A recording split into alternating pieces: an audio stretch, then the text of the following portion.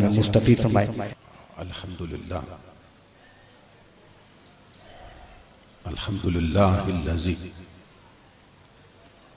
زین النبیین بحبیبہ المصطفیٰ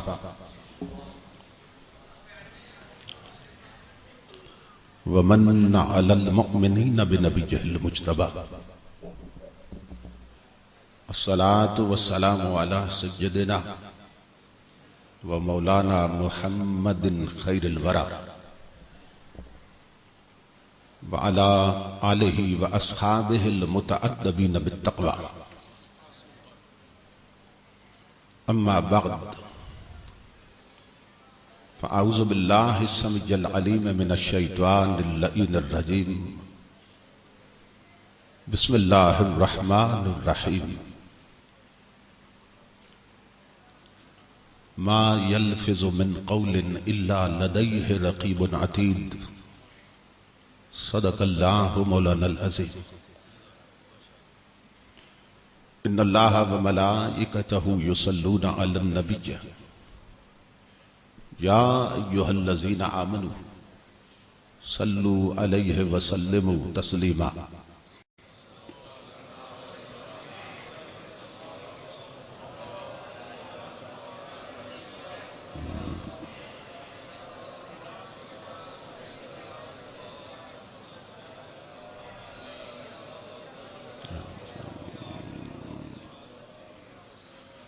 لائق صد احترام سرمایہ ملت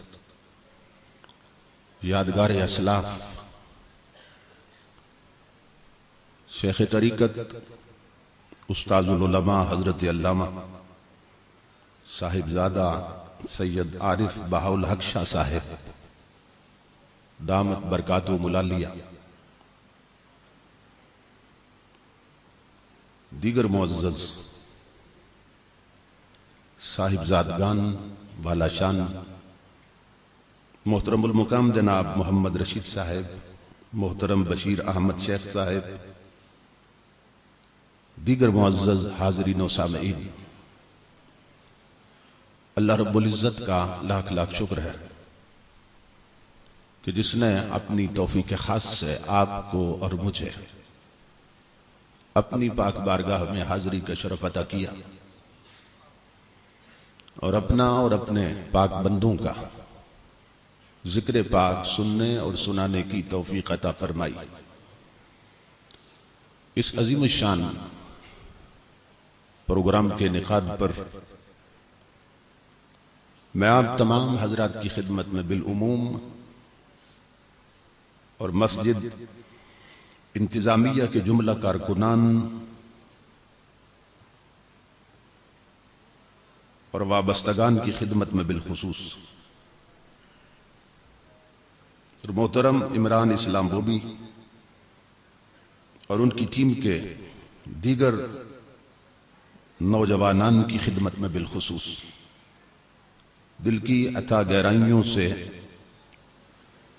ہدیہ تبریک و تحسین پیش کرتا ہوں کہ جنہوں نے انتہائی عقیدت کے ساتھ اور محبت کے ساتھ اپنے شیخ کی بارگاہ میں خراج عقیدت پیش کرنے کے لیے اس عظیم الشان پروگرام کو ترتیب دیا۔ میں مجاہد اہل سنت برادر عزیز جناب محمد افضل بٹ صاحب اور استاذ العلماء حضرت علامہ قاری محمد عاصم چشتی صاحب، ہر دو حضرات کا شکر گزار ہوں کہ جن کے توسل سے میں آج کی اس پاکیزہ مجلس تک پہنچا ہوں۔ آج اس عظیم ہستی کی بارگاہ میں گلہائے عقیدت پیش کرنے کے لیے ہم جمع ہیں۔ وہ ان ابکری شخصیات میں سے ایک تھے کہ جن کی ذات بھی اور جن کی وفات بھی اہل سنت کی حقانیت کی دلیل بن گئی۔ آپ حضرات خوش بخت ہیں جنہیں ان کی صحبت و سنگت اور معیت نصیب رہی، ان کی زیارت کا شرف پاتے رہے۔ کچھ شک نہیں کہ آپ نبی اکرم صلی اللہ تعالی علیہ وسلم کی حدیث پاک کے مطابق ان لوگوں میں سے تھے کہ لا یشکا بہم جلیسہم، کہ جن کے قدموں میں بیٹھنے والا بھی بدبخت نہیں رہتا۔ نبی اکرم صلی اللہ تعالی علیہ وسلم کی حدیث پاک بتا رہی ہے کہ یہ بخت والے بخت بانٹتے بھی ہیں، اور جنہیں ان کی صحبت و سنگت نصیب ہو جاتی ہے انہیں بھی نواز دیا جاتا ہے۔ عظیم ثناخان رسول برادر عزیز جناب الحاج سرور حسین نقشبندی صاحب جس خوبصورتی سے نبی اکرم صلی اللہ تعالی علیہ وسلم کی بارگاہ میں حاضری لگوا رہے تھے، اور محفل پہ جو کیفیت طاری تھی، میں سمجھتا ہوں کہ حضور قبلہ شاہ صاحب رحمت اللہ تعالی علیہ کی توجہات کا نتیجہ تھا کہ بندہ ہوا وہ تصور تیرے جمال کا ہے، گزر رہا ہے جو لمحہ 1000 سال کا ہے۔ تو میری خوش نصیبی کہ مجھے بھی اس عظیم علمی، فکری اور روحانی آستانہ پہ حاضری کا شرف نصیب ہوا، اور میں آپ حضرات سے خطاب کی سعادت حاصل کر رہا ہوں۔ میرا یہ معمول ہے کہ میرے خطاب کے 2 آسپیکٹس اور 2 پہلو ہوتے ہیں۔ ایک پہلو کا تعلق عقیدے کی اصلاح کے ساتھ ہوتا ہے، اور دوسرے پہلو کا تعلق عمل کی اصلاح کے ساتھ ہوتا ہے، کیونکہ اسلام میں جلسوں کا سلسلہ اسی لیے شروع کیا گیا تھا کہ ان کے توسل سے حضور کی امت تک حضور کا دین پہنچایا جائے، کیونکہ جس فتنوں کے دور سے ہم گزر رہے ہیں اس میں ضرورت ہے اس بات کی کہ نبی اکرم صلی اللہ تعالی علیہ وسلم کی تعلیمات سے آگہی حاصل کی جائے اور پھر اس کا مبلغ بن جائے، کیونکہ جس تیزی کے ساتھ ہماری قوم لا دینیت کی دلدل میں پھنستی جا رہی ہے اور زندگیاں غیر اسلامی خطوط پہ چل نکلی ہیں، اور ہر شخص غفلت کی چادر میں لپٹ گیا ہے، اس کا ایک ہی ذریعہ ہے، وہ ہے نبی اکرم صلی اللہ تعالی علیہ وسلم کی تعلیمات۔ انہیں اپنا لیا جائے تو یہ زوال عروج میں بدل سکتا ہے، اور یہ ذلت عزت میں بدل سکتی ہے۔ تو ہر شخص کو اس کا احساس ہونا چاہیے۔ حضرت امام مالک رضی اللہ تعالیٰ عنہ نے بڑا حکیمانہ جملہ ارشاد فرمایا، اور میں سمجھتا ہوں جب تک اس پہ عمل نہ ہو ہماری حالت نہیں بدلے گی۔ وہ یہ ہے کہ آپ نے فرمایا لن یصلح آخر هذه الامة الا ما اصلح اولها، کہ اس امت کے آخری حصے کی اصلاح بھی اسی طریقے سے ہوگی جس طریقے سے اس کے پہلے حصے کی اصلاح ہوئی تھی۔ یعنی ہمیں پھر قرآن حکیم کی طرف رجوع کرنا ہے، اور ہمیں پھر نبی اکرم صلی اللہ تعالی علیہ وسلم کی تعلیمات کی طرف رجوع کرنا ہے۔ ہم جذباتی مسلمان تو ہیں مگر عملی مسلمان نہیں رہے، کہ عملی زندگی میں اسلام نظر نہیں آتا، اور حالات یہ ہیں کہ ہم دورہ معیار اور دورہ کردار لیے پھرتے ہیں،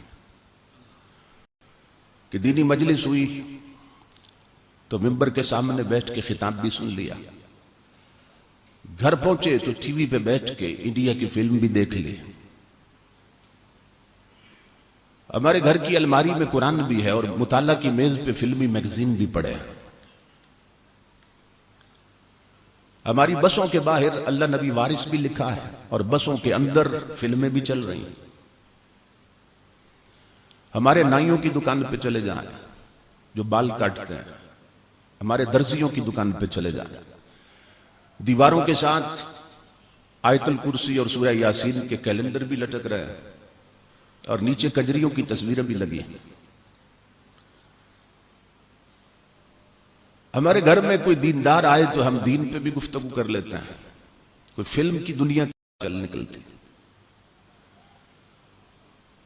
تو آپ چونکہ اقبال کے شعر کے ہیں تو اقبال نے بہت پہلے اس کی خبر دی تھی اور پیغام دیا تھا کہ باطل دوئی پسند ہے حق لا شریک ہے، شرکت میں آنا یہ حق و باطل نہ کر قبول. اور صبح ازل یہ مجھ سے کہا جبرائیل نے، جو عقل کا غلام ہو وہ دل نہ کر قبول. تو یہ وہ چھوٹی چھوٹی باتیں ہیں کہ جن کی طرف توجہ کی ضرورت ہے.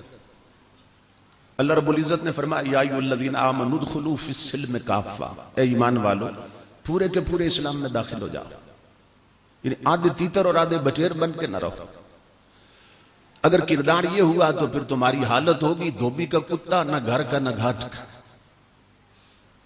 یہ جو ہمارے ملک کے حالات بن چکے ہیں اور جو نحوستیں منڈلا رہی ہیں اور ہماری زندگی جس سٹائل پہ چل نکلی، امام الانبیاء کے غلاموں اسے اسلامی زندگی کہنا تو دور کی بات ہے، اسے انسانی زندگی بھی نہیں کہہ سکتے. اس کا سبب یہ ہے کہ ہم جذباتی مسلمان ہیں، عملی مسلمان نہیں رہے. ان ہستیوں کے آراس کا مقصد بھی یہی ہے، ان کے عرس اور ایصال ثواب کی مجالس قائم کرنے کا مقصد بھی یہ ہے کہ جو راستہ وہ دے کے گئے، زندگی بھر جو تعلیمات عام کرتے رہے، ہمیں ان تعلیمات پہ عمل پیرا ہونا ہے. دیکھیں صرف ہاتھ میں ہاتھ دینا ایک درجے میں یہ بھی غنیمت، مگر یہ یاد رکھیے کہ جو صرف اپنے شیخ کے ہاتھ میں ہاتھ دیتا ہے وہ مرید رہتا ہے، اور جو اپنا دل شیخ کے ہاتھ میں رکھ دیتا ہے وہ پھر مرید نہیں رہتا، وہ حضرت نذیر شاہ کی طرح ضیاء الامت کی مراد بن جاتا ہے. ہم ہاتھ دیتے ہیں شیخ کے ہاتھ میں، دل نہیں دیتے. توسہ شریف میں لاکھوں مرید ہوئے، اعلی حضرت توسوی کے ہاتھ کوئی نام تک نہیں جانتا. ایک بندہ تھا جس نے شیخ کے ہاتھ میں ہاتھ نہیں دیا، دل دے دیا تھا. جب پلٹا ہے تو پھر سیال سیال نہیں رہا، سیال شریف بنا دیا، اور پھر سیال شریف میں لاکھوں مرید ہوئے جن کا کوئی نام نہیں جانتا. ایک وہ تھا کہ جو بھیرا سے چلا اور شیخ کے ہاتھ میں دل رکھ دیا، وہ پھر کرم شاہ نہیں رہا، ضیاء الامت بن کے چمکا. تو امام الانبیاء کے غلاموں یہ وہ چیزیں ہیں جن کی طرف توجہ کی ضرورت ہے. ہم ہاتھ دیتے ہیں، دل نہیں دیتے. جب دل دیں گے تو ہاتھ دینے کے بعد کردار بدل جائے گا، سوچ بدل جائے گی، فکر بدل جائے گی. کیونکہ بیعت کا مقصد ہے بک جانا، اور جو بک جائے اس کی اپنی مرضی نہیں چلتی. حضور غوث اعظم رضی اللہ تعالیٰ عنہ فرماتے ہیں ہماری مجالس میں جس کی پشت پہ ہاتھ رکھو عاشق رسول نظر آتا. لیکن غوث اعظم فرماتے ہیں کہ میں تمہیں بتاؤں حضور کا محب کون ہے. یہ غوث اعظم کی بات رضی اللہ تعالیٰ. آپ فرماتے ہیں المحب لا یملک شیئا یسلم الکل الی محبوبہ. محب وہ ہے حضور کا جو خود کسی شے کا مالک نہیں رہتا، اس کی ہر شے کے مالک حضور ہوتے ہیں. کیا مطلب؟ جسم اس کا ہے، حکومت حضور کی چلتی ہے. گھر اس کا ہے، نظام حضور کا چلتا ہے. بچے اس کے ہیں، لباس حضور کا چلتا ہے. اولاد اس کی ہے، تعلیم حضور کی چلتی ہے. ملک اس کا ہے، قانون رسول کا چلتا ہے. زبان اس کی ہے، ذکر رسول کا ہوتا ہے. کان اس کے ہیں، باتیں صرف رسول کی سنتا ہے. آنکھیں اس کی ہیں، ہر وقت سامنے جلوہ رسول کا ہوتا ہے. وہ خود کسی شے کا مالک نہیں رہتا. کیونکہ محبت و تملک لا یجتمعان. غوث اعظم فرماتے ہیں محبت بھی ہو اور اپنی مرضی چلے، یہ دو چیزیں کبھی جمع نہیں ہوتی. جس سے پیار ہو پھر مرضی بھی اسی کے چلتی. امام الانبیاء کے غلاموں جب تک عملی طور پر ہم مسلمان نہیں بنتے اس وقت تک یہ ذلت عزت میں نہیں بدلے گی. حضور ضیاء الامت سے میں نے یہ واقعہ سنا رضی اللہ تعالیٰ عنہ. اب فرماتے تھے کہ سیدنا فاروق اعظم کے زمانے میں ایک شخص نے اپنے بیٹے کا نام رکھا محمد. اب ظاہر ہے حضور کی محبت میں رکھا، لیکن سوئے اتفاق جب وہ بڑا ہوا اس نے غریبوں کا دل دکھانا شروع کر دیا، کمزوروں پہ ہاتھ اٹھاتا۔ دربار فاروقی میں شکایت کی گئی، حضرت ایک لڑکا ہے اور نام ہے محمد اور غریبوں کا دل دکھاتا، کمزوروں پہ ہاتھ اٹھاتا۔ فاروق اعظم فرتے جذبات سے کھڑے ہو گئے، فرمایا اسے میرے دربار میں پیش کیا جائے۔ وہ لڑکا پکڑ کے لے آئے، آپ نے تلوار کھینچی نا، اس کی گردن پہ رکھ دی، فرمایا لڑکے کان کھول کر سن لے، آج کے بعد یا اپنا نام بدل دے یا اپنا کردار بدل دے۔ فرمایا فاروق یہ گوارا نہیں کر سکتا کہ نام میرے آقا کے نام پر ہو اور کام شیطانوں والے کرے۔ ایک ایک سانس میں محبت رسول کا نام لینے والا، نماز کے وقت مسجدیں تمہاری ویران ہوں تو محبت کس شے کا نام ہے؟ تمہارے گھروں میں الماریوں میں رکھے ہوئے قرآن پڑھنے والوں کے منتظر ہوں تو محبت کس شے کا نام ہے؟ تمہاری بیٹیاں ننگے سر بازار میں پھریں تو محبت رسول کس شے کا نام ہے؟ گھروں کی وہ چار دیواریاں جہاں سے کبھی تلاوت قرآن کی صدائیں آتی تھی، آج وہاں انڈیا کے گانے گونجے تو محبت رسول کس شے کا نام ہے؟ آج ہماری بیٹیوں کے ہاتھ میں رومانٹک ناول آ گئے، جن کے ہاتھ میں رومانٹک ناول نہیں سیرت فاطمہ کی کتابیں چاہیے تھیں، ناول پڑھ رہی ہیں، فلمی میگزین پڑھ رہی ہیں۔ محبت کس شے کا نام ہے؟ کہ ہر شخص کے گھر میں یہ نہیں ہو رہا، بازار بھرے ہیں، شیطان اطراط کر رہی اور گھر کی چار دیوالی سے لے کر اسمبلی ہال تک شیطان کا رنگ چڑھا ہے، ملک کی سالمیت خطرے میں ہے۔ اقبال نے بہت پہلے خبر دی تھی، وطن کی فکر کر ناداں مصیبت آنے والی ہے، تیری بربادیوں کے مشورے ہیں آسمانوں میں، اور چھپا کر آستین میں بجلیاں رکھی ہیں گردوں نے، انادل باغ کے غافل نہ بیٹھے آشیانوں میں۔ ہم جلسوں میں بھی آتے ہیں تو ذہنی تعیش کے لیے، صرف کانوں کا چسکا پورا کریں اور چلے جائیں۔ امام الانبیاء کے غلاموں، اپنے من کو بدلو، اپنے دل کو بدلو، اپنے گھر کے ماحول کو بدلو، اتری ہوئی چادریں بیٹیوں کے سر پہ پھر واپس لاؤ، آنکھوں کا چنا ہوا حیا پھر واپس لاؤ۔ اور یہ کیسے آئے گا جب گھر کی دیواری میں، چار دیواری میں محمد عربی کے قرآن کی تلاوتوں کی صدائیں آئے گی۔ جب تک ہم حقیقت پسند نہیں ہو جاتے، ریئلٹیز اور فیکٹس کو قبول نہیں کرتے، اس وقت تک ہماری یہ حالت نہیں بدل سکتی۔ تو میں حضور شیخ طریقت پیر سید نذیر حسین شاہ چشتی نظامی رحمت اللہ تعالی علیہ کے عرس میں آنے اور آپ کے ایصال ثواب کی اس مجلس میں آنے والے لوگوں کو پیغام دینا چاہتا ہوں کہ کچھ سیکھ کے جائیں، کچھ سمجھ کے جائیں۔ حضور ضیاء الامت فرمایا کرتے تھے کہ اگر آپ نے خطاب کیا اور 100 بندہ بیٹھا تھا اور آپ نے انہیں کچھ نہیں دیا، عمل کی بات نہیں سمجھائی، انہیں کوئی سوچ اور فکر نہیں دی اسلام کی، تو پھر مت سمجھو کہ تم نے 1 گھنٹہ ضائع کیا۔ اگر 1 گھنٹہ خطاب کیا، آپ فرمایا کرتے تھے خطباء کو تم نے 1 گھنٹہ ضائع نہیں کیا، تو نے حضور کی امت کا 100 گھنٹہ ضائع کر دی۔ 100 بندے آئے تھے، اپنا گھنٹہ دیا انہوں نے اور تو نے دیا کچھ نہیں۔ تو امام الانبیاء کے غلاموں، یہ مجلسیں ہماری تربیت کرتی ہیں، یہاں سے ہم پیغام لے کے جائیں، اور صرف پیغام لے کے نہ جائیں، آگے پیغام بر بن جائیں، میسج کنوے کریں تاجدار کائنات۔ گھروں کے ماحول میں امام الانبیاء کی حدیثیں سنائیں اور تاجدار کائنات کی تعلیمات کو عام کریں۔ آپ لوگوں کو معلوم نہیں ہوگا کتنے اترنے والے عذاب صرف نیچے جو مدارس قائم ہیں، آپ کے پہلو میں مدرسہ، اتنی بڑی شخصیت کے زیر سایہ رہے، ان کا حیا کر کے اپنے راستے بدل لیے ہوں گے، کیونکہ حدیث رسول بتا رہی ہے۔ تو یہ لوگ ہیں تو ہم ہیں، یہ مدرسے ہیں تو ہم ہیں، یہ تلاوت قرآن ہو رہی ہے تو ہم ہیں۔ ایک بزرگ نے بڑی پیاری بات کی، امام الانبیاء نے فرمایا قیامت تب تک قائم نہیں ہوگی جب تک زمین پہ ایک بھی اللہ اللہ کرنے والا بیٹھا ہے۔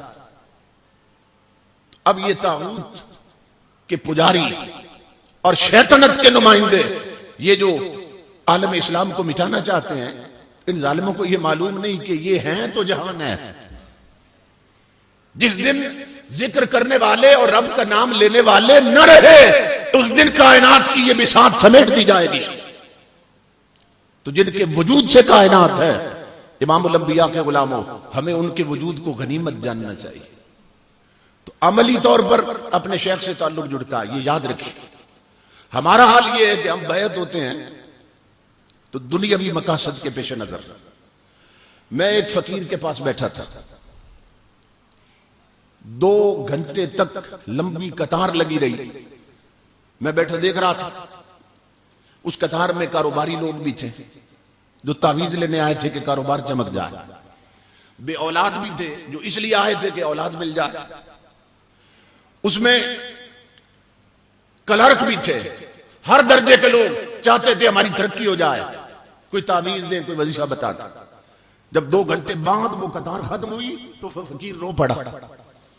اس نے بڑی پتے کی بات فرمانے لگے، بیٹا دیکھا اس قطار میں کوئی بیٹے کی طلب لے کے آیا تھا، کوئی پروموشن چاہتا تھا، کوئی تجارت چمکانا چاہتا تھا. فرمایا کتنے نادان لوگ ہیں جو دنیا چھوڑ چکا ہے اس سے دنیا لینے آیا ہے. کچھ سمجھ آئی آپ کو؟ اس بات کو یاد رکھنا. ہم نے بیعت کو بھی دنیا حاصل کرنے کا ذریعہ بنا دیا. فقیر نے کہا کتنے احمق لوگ ہیں جو دنیا چھوڑ چکا اس سے دنیا لینے آیا. فرمانے لگے بیٹا میری 80 سال عمر ہو گئی، میں نے رات کو بھی کبھی دروازہ بند نہیں کیا. آنکھیں اس طلب میں رہی کوئی تو طالب آئے، کوئی تو ایسا دیوانہ آئے آ کے بیٹوں کی بات نہ کرے، اولاد نہ مانگے، ترقی نہ مانگے. کوئی تو آئے 80 سال میں جو کہے پیر صاحب، فقیر صاحب خدا روٹھ گیا ہے، منانے کا طریقہ سمجھا دیں. میں نے کلمہ تو پڑھا، کبھی چہرہ مصطفیٰ نہیں دیکھا. کوئی ایسا عمل بتا دیں میں ایسا بن جاؤں، آنکھیں بند ہو اور دیدار مصطفیٰ نصیب ہو جائے. تو فرمایا جو مال ہمارے پاس ہے اس کا گاہک کوئی نہیں رہا. مال ہے نایاب اور گاہک ہے اکثر بے خبر. شہر میں کھولی ہے حالی نے دکان سب سے الگ. امام الانبیاء کے غلاموں، یہ وہ لوگ ہیں جو ہستی آپ کے سامنے رہی. اللہ کی عزت کی قسم یہ وہ لوگ ہیں کہ اللہ رب العزت دنیا ان کے نالین کی دھول کے صدقے میں دیتا ہے، اور ہم ان کے ہاتھ اٹھواتے رہے اس کمینی دنیا کے لیے. اور یہ وہ لوگ ہیں کہ جن کے ہاتھ اٹھ جائیں تو بندے کو خدا مل جاتا ہے، اور ہم اس ذلیل اور حقیر دنیا کے لیے ان کے پاس جا کے کہتے ہیں ہمیں دنیا مل جائے. یہ سوچئے کہ ہم کس درجے پہ. اور بیعت کیوں کی جاتی ہے؟ تاکہ تعلق اللہ اور اس کے رسول کے ساتھ جڑ جائے. جس طرح ہمیں طلب ہوتی ہے نا، ہر بندے کو طلب ہے مجھے شیخ کامل مل جائے. ہر بندہ کہتا مجھے پیر کامل مل جائے. اللہ کی عزت کی قسم اس سے بڑھ کے پیر کامل کو طلب ہوتی ہے مجھے کوئی طالب صادق مل جائے جس کی طلب سچی ہو، جو خدا کی طلب میں گھر سے نکلا ہو اور جو قرب رسول کی طلب میں گھر سے نکلا ہو. ہم نے اس کو بھی ایک دنیا کمانے کا ذریعہ بنا لیا. تو اس لیے حضور صلی اللہ علیہ وسلم کے غلاموں، ہمیں دیکھ بھال کے جگہ کا انتخاب کرنا چاہیے جہاں سے تربیت. اور میں آپ کو یہ عرض کروں کہ 3 چیزیں ہیں، ایک فضیلت، ایک کرامت اور ایک شرافت. فضیلت، کرامت اور شرافت. ہمارے ہاں عام طور پہ یہ الفاظ بولے جاتے ہیں مگر ہم نہیں جانتے ان کا اطلاق کہاں کرنا. فضیلت علم سے ملتی ہے. یہی وجہ ہے جلسہ ہوتا ہے نا کسی بھی مدرسے میں، سالانہ جلسہ، جب بچے عالم بنتے ہیں تو ان کے سر پہ جو پگڑی باندھتے ہیں اس کو کیا کہتے ہیں؟ دستار فضیلت. دستار فضیلت کہتے ہیں کیونکہ فضیلت ہمیشہ علم سے آتی ہے. اس کو دستار شرافت نہیں کہتے، اس کو دستار کرامت بھی نہیں کہتے، کیونکہ فضیلت علم سے ملتی ہے اور کرامت تقوی سے ملتی ہے اور شرافت نسب سے ملتی ہے. آج جس ہستی کی بارگاہ میں ہم آئے ہیں خراج عقیدت پیش کرنے، اس کی ذات دیکھیے، رب نے فضیلت علم بھی عطا کی تھی، اللہ نے کرامت تقوی بھی عطا کی تھی، اور اللہ رب العزت نے شرافت نسب بھی عطا کی تھی. ساری شانیں اس ایک ہستی میں اللہ نے جمع فرما دی تھی. تو خوش بخت لوگ جنہوں نے ان کے قدموں میں بیٹھ کر ان کا فیض حاصل کیا، ان کی توجہات حاصل کی. امام الانبیاء کے غلاموں، ایسے لوگوں کی مجلسوں میں بیٹھنا بھی بہت بڑے بخت اور سعادت کی بات ہوتی ہے. ایک تو ہے نا شیخ کی دعا نصیب ہو جائے، توجہات نصیب ہو جائیں، اور یہ یاد رکھیے کہ مرید جب تک اپنے کردار سے اپنے شیخ یعنی اپنے پیر کو متاثر نہ کرے نا، مرید رہتا، اور جب اپنے کردار سے اپنے شیخ کو متاثر کر دے وہ شیخ کی مراد بن جاتا. تو یہ وہ ہستی ہیں کہ جنہوں نے حضور ضیاء الامت کو اپنے کردار سے متاثر کی. اور پھر شیخ نے فرمایا کہ اگر قیامت کے دن رب نے پوچھا کرم شاہ کیا لائے ہو تو میں نذیر شاہ کو پیش کر دوں گا. یہ کوئی چھوٹی سی بات.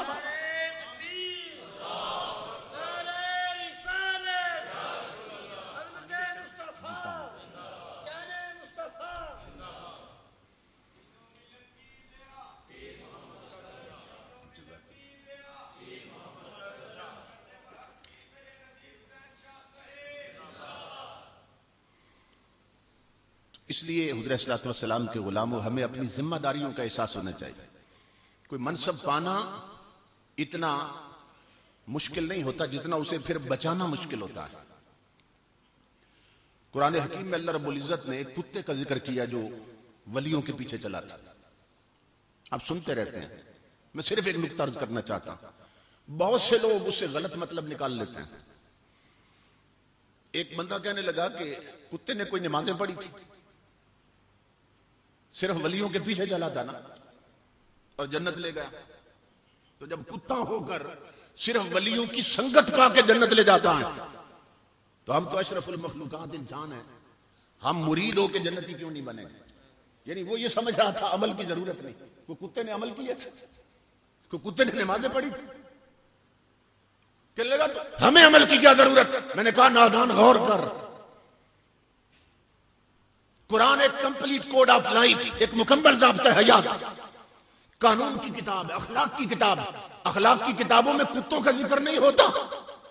کیوں کیا اللہ نے کتے کا ذکر؟ فرمایا نادان غور کر کہ یہ کتاب صرف عقل کے قانون نہیں بتاتی، عشق کے ادب اور طریقے بھی سکھاتی ہے. اور وہ کتے سے سیکھو کہ کتا جب چلا تھا اولیاء کے پیچھے، انہوں نے پتھر اٹھایا تھا کہ ماریں. کیوں مارنا چاہتے تھے؟ کتے نے بھی پوچھ لیا، اللہ سے اجازت مانگی، مولا بولنے کی قوت دے. پوچھا کیوں مارتے ہو؟ کہا تو ہے کتا اور تیری نیچر ہے بھونکنا، اور ہم بھونکنے والوں کو ساتھ نہیں رکھتے، ہم بھونکنے والوں کو سنگت نہیں دیتے. تو کتا تیری نیچر ہے بھونکنا. اب کتے نے کیا جواب دیا؟ کہنے لگا میں انی احب الاولیاء والصالحین کا کچھ شک نہیں، میری نیچر ہے بھونکنا، مگر سنو اللہ کے بندو، میں بھونکنے والا کتا نہیں، میں ولیوں سے پیار کرنے والا کتا ہوں. بھونکنے پہ ہی آبجیکشن ہے نا، اعتراض ہے کہ بھونکتا ہوں اس لیے سنگت نہیں دے رہے، تو میں وعدہ کرتا ہوں نہیں بھونکوں گا. پہلا قدم اٹھا رہا ہے اس ولیوں کی سنگت.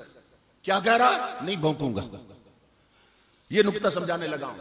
پہلا قدم اٹھا رہا ہے اور وعدہ کیا کر رہا ہے؟ نہیں بھونکوں گا. اور بھونکنا کتے کی نیچر تھی، کتے کی خصلت، فطرت تھی بھونکنا، اور کتا وعدہ کر رہا ہے میں نہیں بھونکوں گا. اللہ نے اسی لیے ذکر کیا کہ نادان سن، جب ولیوں کی سنگت کا حیا کر کے کتا اپنی خصلت بدل رہا ہے، تو مرید ہو کر اپنی عادت کیوں نہیں بدلتا، اپنا کردار کیوں نہیں بدلتا؟ فرمایا وہ کتے سے سیکھ. ان کی سنگت کے بھی کچھ آداب ہوتے ہیں، ان کی صحبت کے بھی کچھ حیا ہوتے ہیں، وہ کتے سے سیکھ. کہتا نہیں بھونکوں گا. کتا کہہ رہا تھا نہ بھونکنا میرا کام. پھر ولی بھی لجپال ہوتے ہیں. کہہ رہا تھا نہ بھونکنا میرا کام، انہوں نے کہا تو پھر سنگت دینا ہمارا کام. اللہ کی آواز آئی، کتے پھر تجھے جنت دینا میرا کام. تو اسی لیے کتے کا ذکر کیا تاکہ پتہ چل جائے ان کی سنگت کے بھی کچھ آداب ہوتے ہیں اور وہ کتے سے سیکھ لیں۔ تو امام الانبیاء کے غلاموں، جب ان آستانوں سے تعلق ہے تو پھر اپنی عادت بدلیے، اپنی فطرت بدلیے، اپنا کردار بدلیے، پتہ چلے کہ کسی ولی کے آستانے سے اسے نسبت۔ اور میں نے اسی عنوان پر گفتگو کے لیے جو آیت تلاوت کی، اس میں بھی اللہ رب العزت نے اس حقیقت کو بیان کیا جسے ہم جانتے بھی ہیں، مانتے بھی ہیں، مگر خوف خدا اور فکر آخرت نہ ہونے کی وجہ سے اس پر عمل سے معروم رہتے ہیں۔ اور وہ کیا ہے کہ ہماری ہر بات ریکارڈ ہو رہی ہے۔ اللہ نے فرمایا ما یلفظ من قول الا لدیہ رقیب عتید، فرمایا جو لفظ بھی تمہاری زبان سے نکلتا ہے ایک نگہبان تیار بیٹھا ہے جو اسے لکھ لیتا ہے اور ریکارڈنگ ہو جاتی ہے۔ تو ہماری ہر بات ریکارڈ ہو رہی ہے، قرآن میں خبر ہے۔ اور یہ جانتے ہیں کہ نہیں جانتے؟ دو فرشتے بیٹھے ہیں، اچھا برا عمل لکھ لیتے ہیں، اچھی بری بات لکھ لیتے ہیں۔ تو ہر بات ریکارڈ ہو رہی ہے نا، لیکن جرت دیکھیے ہماری، بہت زیادہ بولتے ہیں، بہت غلط بولتے ہیں اور بڑی جرت سے بولتے ہیں، جانتے ہیں کہ ریکارڈنگ ہو رہی ہے۔ اللہ نے یہ خبر کیوں دی؟ اس لیے دی کہ اے امت مصطفیٰ پہلے تولو پھر بولو، پہلے سوچو پھر بولو کہ میرا بولنا کہیں شریعت کے خلاف تو نہیں۔ یہی سبب ہے کہ سیدنا صدیق اکبر جیسی شخصیت منہ میں پتھر رکھتے تھے، حضرت عبداللہ ابن مسعود جیسی شخصیت منہ میں پتھر رکھتے تھے، اور یہ وہ لوگ ہیں جو بول کے چپ کر جاتے تھے اور ان کا بولنا خدا قرآن بنا دیتا تھا۔ والذین جاؤوا من بعدہم یقولون، یقولون کے بعد کس کا بول ہے؟ بات صحابہ کرتے تھے، اللہ نے فرمایا پہلے تم بولتے تھے، اب تمہاری بات قرآن بنا کے قیامت تک یہی میں بولوں گا۔ تو جن کا بولنا قرآن بنتا تھا وہ بھی منہ میں پتھر رکھتے ہیں، یہ خوف خدا ہے۔ عبداللہ ابن مسعود منہ میں پتھر رکھتے ہیں، اور یہ وہ شخصیت ہے امام الانبیاء کے غلاموں کہ صحابہ کرام بیٹھے ہوتے تھے، حضرت عبداللہ ابن مسعود کھڑے ہوتے تو برابر لگتے تھے، لیکن آقا فرماتے تھے یہ عبداللہ یہ سر سے پاؤں تک میرے علم سے بھرا ہوا ہے۔ ایک دفعہ کھجور کے درخت پہ چڑھے، ہوا چلی تو پنڈلی سے کپڑا ہٹ گیا، کیونکہ بہت چھوٹے تھے، چھوٹی چھوٹی کمزور پنڈلیاں، لوگ نیچے بیٹھے تھے، جب دیکھی تو ہنس پڑے۔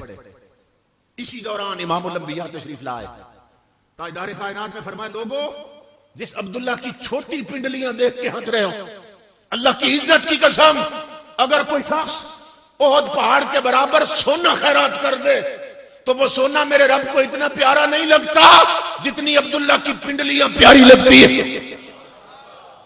یہ وہ انسان ہے مگر منہ میں پتھر رکھتے ہیں، کیونکہ یہ انسان کی عادت نہیں ہے منہ میں پتھر رکھنا۔ تو جب عادت سے ہٹ کے کوئی کام کرتا ہے تو توجہ رہتی ہے کہ میں نے یہ کیوں کر رکھا، تاکہ یاد رہے کہ بولنا نہیں ہے، اور بولنا ہے تو سوچ کے بولنا ہے، اس لیے کہ ہر بات ریکارڈ ہو رہی ہے، لکھی جا رہی ہے۔ اسی لیے بزرگوں نے کہا، صوفیاء فرماتے ہیں کہ اللہ رب العزت نے ہمیں بولنے کے لیے زبان ایک دی اور سننے کے لیے کان دو عطا کی، یعنی جتنا بولتے ہو نا اس سے دگنا سنا کرو، اور کیا سنا کرو؟ گانے سنا کرو، حقیقت سنا کرو، فلموں کی آواز سنو، موسیقی سنو، کیا سنا کرو؟ فرمایا یا قول خدا سنو یا قول مصطفیٰ سنو، کیونکہ کان جو ہے نا ان کی شکل ہی سیپیوں جیسی ہے۔ مولانا روم فرماتے ہیں یہ کان جو ہے سیپی نہیں ہوتی، سمندر میں ہر گھر میں ہوتی ہیں سیپیاں، شو پیس بنا کے رکھتے ہیں لوگ، کبھی سیپی کو کان سے رکھ کے دیکھیں تو اس کی جو حیرت قضائی ہے سٹرکچر بالکل سیپی جیسا ہے۔ تو سیپی جیسے کان بنائے کیوں؟ کہ سیپی میں موتی بنتے ہیں، سیپ میں موتی بنتے ہیں، اور ہر سیپ میں موتی نہیں بنتے، ہر سیپی میں موتی نہیں بنتے۔ بارش سب پہ برستی ہے، وہ سیپی جو رحمت کا قطرہ اپنے من میں اتار لے اور سمندر کی خلوتوں میں اتر جائے، تہوں میں چلی جائے، پھر کیا ہوتا؟ جب اس قطرے کو خلوت میں رکھتی ہے زمانے کی ہوا سے بچا لیتی ہے. قطرہ قطرہ نہیں رہتا، ایک دن موتی بن جاتا تھا. مولانا روم کہتے ہیں اللہ نے یہ سیپیاں لگائیں اور علماء حق کی باتیں رحمت کے قطرے ہیں جو تیرے کانوں کی سیپیوں پہ برس رہے ہیں. اب نادان تیری مرضی ہے، ضائع کر یا گھر موتی بنا کے لے جا. کہ رب نے تو یہ سیپیاں لگا دی ہیں، تیری مرضی ہے ان میں موتی بنا. اور پھر مجھے قلندر لاہوری یاد آیا، بلکہ قلندر سیالکوٹی بھی کہوں تو ٹھیک. علامہ اقبال کہتے ہیں کون کون سا مقام ہے جہاں اقبال نہیں بولا. اور حضور ضیاء الامت فرمایا کرتے تھے اگر اقبال کا کلام سمجھ آنے لگ جائے تو بغیر وضو کے کلام پڑھنے کو دل نہیں کرتا. اور آج حسن نثار جیسے بھونک رہے اقبال کو، میڈیا پہ بکواس کر رہے ہیں قلندر لاہوری کے بارے میں.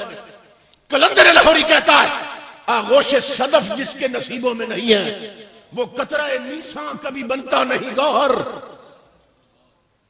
آغوش صدف، صدف سیپی کو کہتے ہیں، آغوش صدف جس کے نصیبوں میں نہیں ہے وہ قطرہ نیساں کبھی بنتا نہیں گوہر. اللہ نے یہ سیپیاں لگا دی اور ان سیپیوں میں موتی بناؤ یہ ضائع کرو، اب یہ تمہاری مرضی ہے. تو امام الانبیاء کے غلاموں، اللہ رب العزت نے فرمایا تمہاری ہر بات ریکارڈ ہو رہی ہے. اور یہ ریکارڈنگ کب چلائی جائے گی؟ اب اگر ہمیں معلوم ہو نا، اب یہ آج کل کی ریکارڈنگ تو الگ رہی، جب معلوم ہو فوٹو بن رہا ہے، کوئی کیمرے سے فوٹو لینے لگا الرٹ ہو جاتے ہیں، کوئی غلط پوز نہ آ جائے. اگر معلوم ہو آواز ریکارڈ ہو رہی ہے، سنبھل سنبھل کے بولتے ہیں، کوئی غلط بات ریکارڈنگ میں نہ آ جائے. اور اگر یہ معلوم ہو کہ ویڈیو بھی بن رہی ہے تو سنبھل کے بولتے ہی نہیں، سنبھل کے بیٹھتے بھی. کیوں؟ پتہ نہیں یہ ویڈیو کون کون دیکھے، ایسا نہ ہوا مذاق بن جائے. امام الانبیاء کے غلاموں، اللہ خبر دے رہا ہے نادان اس سی ڈی سے ڈرتا، اس ریکارڈنگ سے ڈر رہا ہے جو ایک محلے تک جائے گی، جسے ایک شہر کے لوگ بھی کم و بیش دیکھیں گے. اور نادان جو سی ڈی تیری میں بنوا رہا ہوں، جو ریکارڈنگ میں کروا رہا ہوں فرشتوں سے، یہ اس دن چلے گی جب آدم سے لے کر قیامت تک ساری دنیا اکٹھی ہوگی. جو کرتا رہا دکھایا جائے گا، جو بولتا رہا وہ سنایا جائے گا. تو بولنے سے پہلے تولو، سوچ کے بولو کہ کیا بول رہے ہو. ہمیں احساس کوئی نہیں. وہ جو مارا گیا تھا نا، ہمارے پلے تو ہے ہی کچھ نہیں، تو جس کے پلے میں 6 کروڑ برس کے سجدے تھے، جو بعد میں ابلیس اور شیطان کہلایا، یہ پہلے معلم الملکوت تھا اور 6 کروڑ برس کے سجدے سے اس کے دامن میں 18,000 سال تک بیت المعمور کا طواف کرتا رہا تھا. امام الانبیاء کے غلاموں، لیکن بولا. اور کیا بولا؟ آنا میں. اللہ نے فرمایا آدم کو جھک جاؤ، نبی کے ادب میں گر جاؤ سجدے کے لیے. یہ اکڑ گیا جس کے دامن میں زیادہ سجدے تھے، زیادہ ریاضت تھی جس کے دامن میں، اکڑ گیا، کہنے لگا انا خیر منہ، میں اس سے بہتر ہوں. حضرت غوث علی پانی پتی نے بڑی مزے کی بات کی ہے. اب فقیروں کی باتیں ایسی ہوتی ہیں. آپ فرماتے ہیں کہ خیر تو خیر ہی تھی، اس نے کہا نا انا خیر منہ. اب فرماتے خیر تو خیر ہی تھی مگر بدبخت نے خیر سے انا لگا کے اسے شر بنا دیا. یہ جب میں آتی ہے نا، میں آ جائے، یہ بڑوں بڑوں کو مروا دیتی ہے. اسی لیے حضرت بابا فرید نے فرمایا بندے اگر کچھ بننا چاہتا ہے تو اس مینو مار کے مونج کر اور نکیاں کر کے کٹ. صرف مونج کرنے پر اکتفا نہیں کیا کہ پھر کھڑی نہ ہو جائے. فرمایا اس مینو مار کے مونج کر تے نکیاں کر کے کٹ، پھر بڑے خزانے رب دے وہ جویں چاہے پیا لٹ. کہ یہاں اکڑنے والے اکھڑتے ہیں، جھکنے والے بلند کر دیے جاتے ہیں. یہ جو میں ہے، یہ جو بولنا ہے، امام الانبیاء کے غلاموں کی مروا دیتی ہے. تو ہمیں پہلے تولنا چاہیے پھر بولنا چاہیے. اب میں آ رہا ہوں اپنے اصل عنوان کی طرف، لیکن یہ تربیت کی باتیں ہیں. امام الانبیاء کے غلاموں، یہ جلال پور پیر والا میں ایک اللہ کے ولی رہتے ہیں، حضرت حافظ فتح محمد رحمت اللہ تعالی علیہ. جب قرآن میں یہ پڑھا نا کہ کہ اتنے زیادہ سجدوں اور طواف والا وہ میں پر مارا گیا. انا کہا اس نے، میں اس سے بہتر ہوں. میں پر اتنے بڑے سجدوں والا مارا گیا تو میرے دامن میں تو سجدے ہی بہت تھوڑے ہیں، طواف ہی کوئی نہیں. تو رو پڑے حافظ صاحب اور تہیہ کر لیا، دل میں عزم کر لیا کہ زندگی بھر لفظ میں زبان سے نہیں نکالنا، کبھی لفظ میں زبان پر نہیں لاتے تھے. حضرت حافظ فتح محمد رحمت اللہ تعالی کہ اسی پر تو رگڑا گیا تھا، اسی پر مارا گیا تھا. یہ نہیں کہنا. ایک گستاخ تھا، اس نے اپنے لڑکوں دوستوں سے پروگرام بنایا، کیا ڈھونگ رچا رکھا ہے، کہتے ہیں میں نہیں کہتے، کہ میں کہنا چھوڑ دیا. کہنے لگا میں ان کے منہ سے میں نکلواؤں گا، آؤ میرے ساتھ. پروگرام بنا کے آیا، کہنے لگا ان کے منہ سے میں نکلواؤں گا، چلو میرے ساتھ. انہوں نے بہت سمجھایا کہ نہ چھیڑ ملنگا نے. کہنے لگا نہیں میں نے جانا ہے، اس کا یہ ڈونگ میں دکھاتا ہوں لوگوں کو. آپ اس وقت مصلی پہ بیٹھے تھے، نماز جماعت ہونے والی تھی. اب یہ جلدی میں تھا نا، پروگرام بنا کے آیا تھا، مسجد بری تھی، جماعت ہونے والی تھی. کھڑا ہو کے پوچھنے لگا حضرت حافظ صاحب ایک مسئلہ پوچھنا چاہتا ہوں. فرمایا بیٹا پوچھو. کہنے لگا شیطان کس بات پہ مارا گیا تھا؟ اب ظاہر بات ہے انہوں نے یہ قرآن کی آیت تو پڑھنی تھی کہ اس نے کہا تھا انا خیر منہ، کہ میں آدم سے بہتر ہوں. جب انا خیر منہ کہیں گے تو انا کا معنی تو کریں گے، انا کا معنی ہے میں. تو جب ترجمہ کریں گے تو میں زبان سے تو نکلے گی، اور لوگ کہتے ہیں یہ میں نہیں کہتے، دیکھتا ہوں کیسے نہیں کہتے. کہنے لگا حافظ صاحب شیطان کس بات پہ مارا گیا تھا؟ اللہ کا ولی مسکرایا، فرمایا بیٹا نماز پڑھ لیں تو جواب دیتے ہیں. تکبیر ہوئی، جماعت کرائی، سلام پھیرا، دعا مانگی. فوراً حافظ صاحب نے سوال کیا. فرمایا وہ سوال کس نے کیا تھا؟ مسجد بری تھی. حافظ فتح محمد آپ پوچھ رہے ہیں سوال کس نے کیا تھا؟ وہ کہنے لگا جی میں نے کیا تھا. فرمایا بیٹا بدبخت اسی پہ مارا گیا تھا.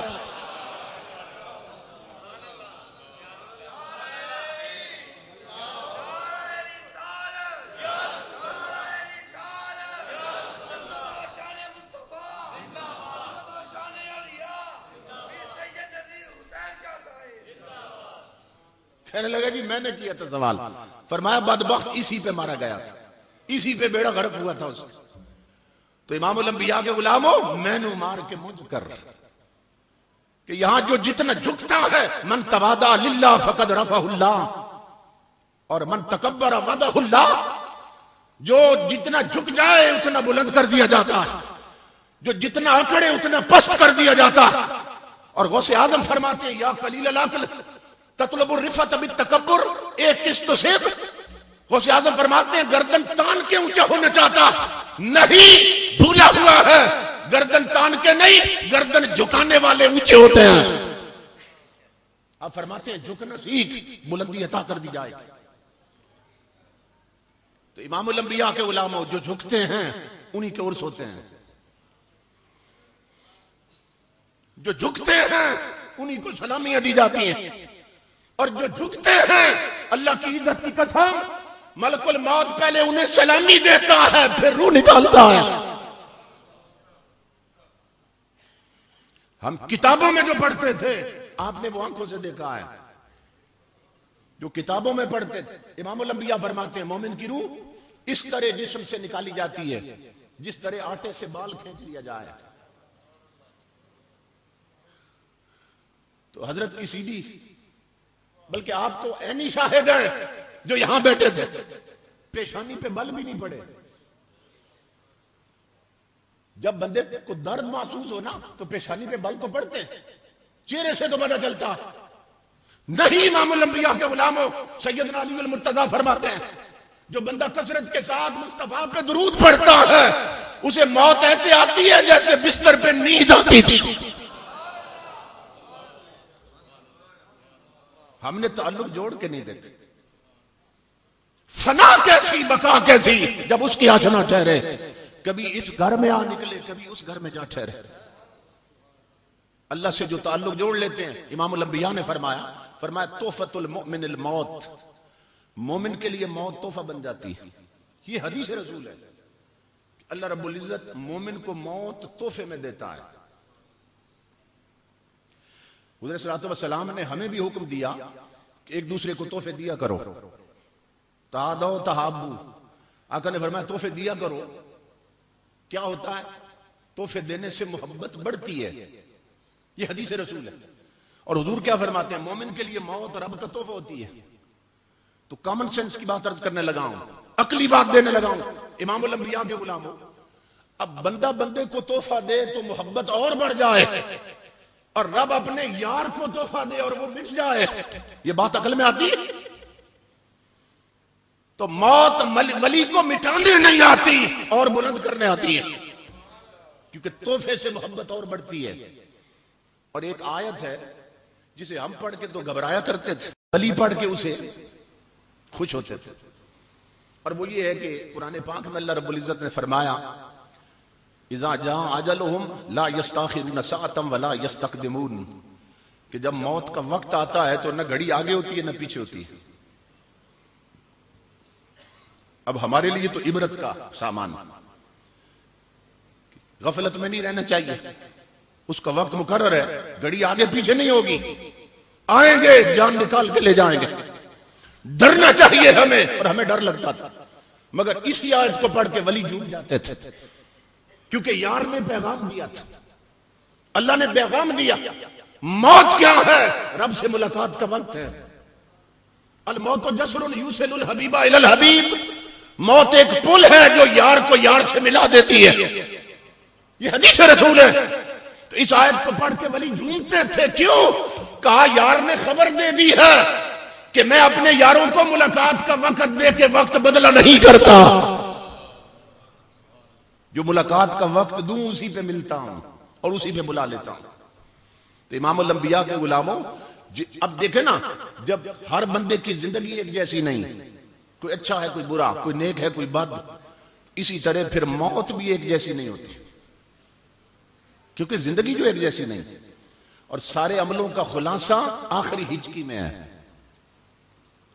سارے عملوں کا خلاصہ آخری ہجکی میں ہے. پتہ چل جاتا اس وقت کیا کرتا رہا اور کیا کرنا چاہیے. تو ہر ایک کی جب زندگی برابر نہیں تو موت بھی ایک جیسی نہیں ہوتی. اور سب کی جب موت ایک جیسی نہیں تو امام الانبیاء کے غلاموں سب کی قبریں بھی ایک جیسی نہیں ہوتی. یہی آیت، اسی کی تشریح میں امام الانبیاء نے فرمایا کہ ہم جو لفظ بولتے ہیں نا ریکارڈنگ ہو جاتی ہے. تو امام الانبیاء نے ترغیب دی اور آقا نے فرمایا کہ میرا کوئی بھی امتی جب کوئی کلمہ خیر اپنی زبان سے نکالتا ہے تو وہ لفظ اس کی زبان سے نکلتے ہی اللہ کی رحمت کے فرشتے بن جاتے ہیں. یہ نہیں ہے کہ فرشتے بن چکے اب نہیں بنتے، یہ یاد رکھیے. کلمات خیر سے فرشتے بنتے ہیں. حدیث پاک، ہم جو بھی اچھا لفظ اپنے منہ سے نکالتے ہیں اس سے رحمت کے فرشتے بنتے ہیں. اور زندگی بھر جتنے کلمات خیر کہتے ہیں فرشتے بنتے ہیں. اور یہ زمین اور آسمان کے درمیان جو سپیس ہے، یہ جو خلا ہے، فضا، اس میں وہ فرشتے محو پرواز رہتے ہیں. اور امام الانبیاء فرماتے ہیں کہ جب وہ بندہ فوت ہو جاتا ہے اس کی اچھی باتوں سے جتنے فرشتے بنے ہوتے ہیں اللہ انہیں حکم دیتا آپ فضا چھوڑو، اسی بندے کی قبر پہ چلے جاؤ اور قیامت تک قبر پہ اس کی بخشش کی دعائیں مانگتے رہو. یہ حدیث رسول. جو کلمہ خیر زبان سے نکالتے ہیں رحمت کے فرشتے بنتے ہیں.